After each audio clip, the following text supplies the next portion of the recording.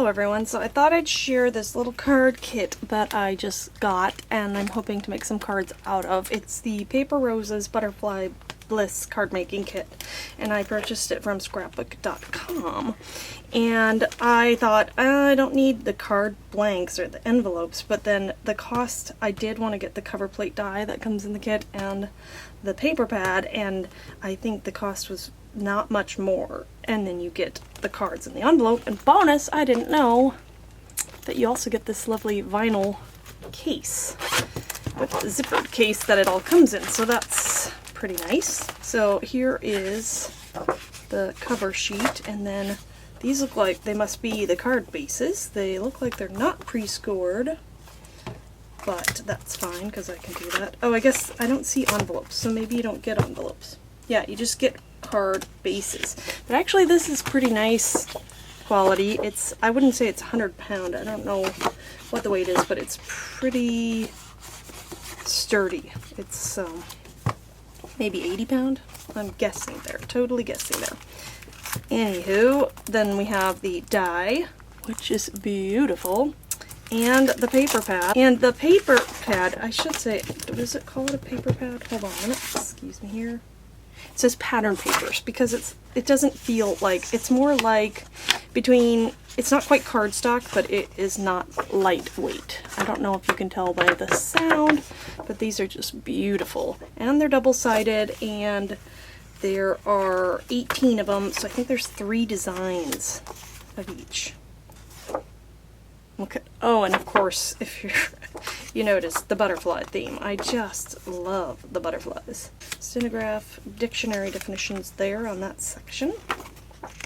This is a little bit of a diagonal. And these you can cut out. Happy birthday, thanks so much. Best wishes for you, little sentiments. Bit small. I think they also have this paper pad in 12 by 12, so this page would be larger. Whoa, that is hard on the eyes there.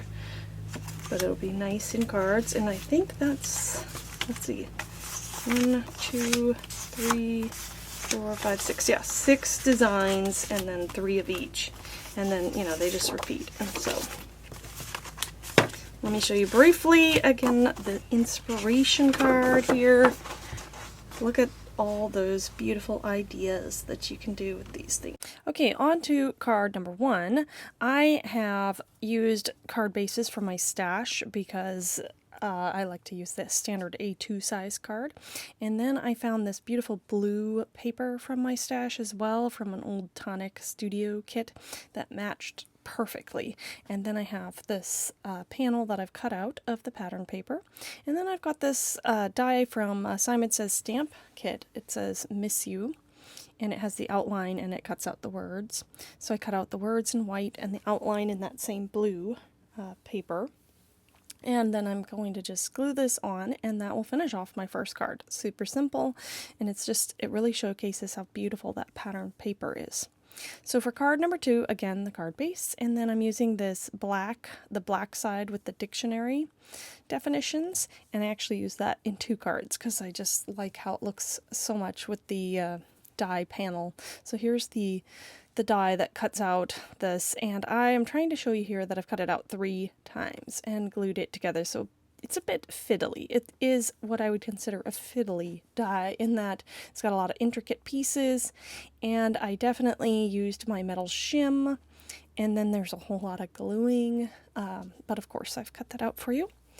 And so I'm going to place that down, and it's a little bit smaller, I think, than on one side, so I definitely cut the panel just a little smaller so that it wouldn't stick out, if that makes sense. So another die from Simon Says Stamp. This one says Beautiful. I've cut out the beautiful in black and then the outline in vellum, and I already have it adhered to double stick adhesive.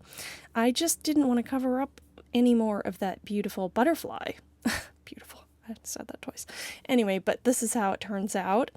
And so then here, this is not the same card, but again, it is the same pattern paper, and you get 3 of each design. So, and I actually confession here, I actually bought a second of the pad because I liked it so much. I didn't want to have to worry about using it up. And so then I die cut this out of this kind of glitter paper that just, it doesn't die cut too well. And I have it on also on that double stick adhesive, but I had to do a ton of, that's why I was showing the craft knife, of just reinforcing the cuts.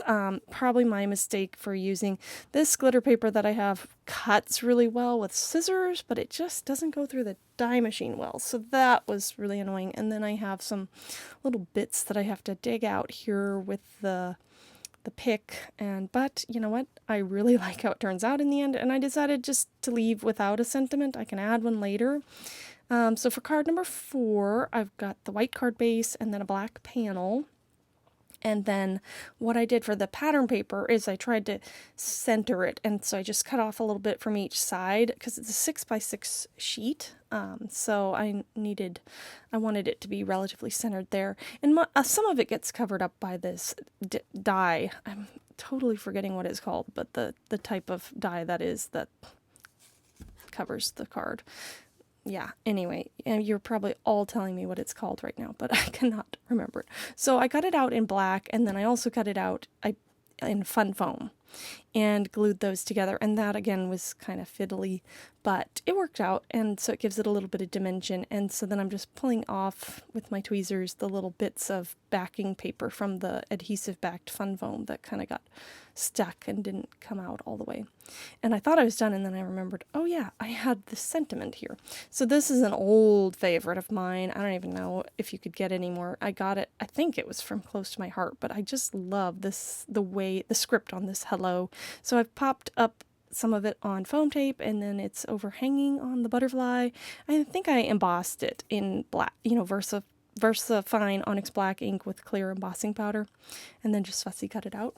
So for the last card, card number 5, again, I've got the same blue shade of paper from my stash, and then a white card base, and then this beautiful butterfly paper, which I just love all the butterflies, and I love how the colors go together in these pattern papers. Then I have another strip of the blue, and then this piece from that pattern paper that had kind of a subtle diagonal.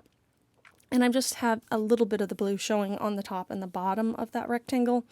And I'm going to place this down here in sort of the bottom of the card. And then I have 2 circles, a white circle, and then this one is from the slightly different butterfly pattern paper that has kind of background. The background is like dictionary. It looks like dictionary paper.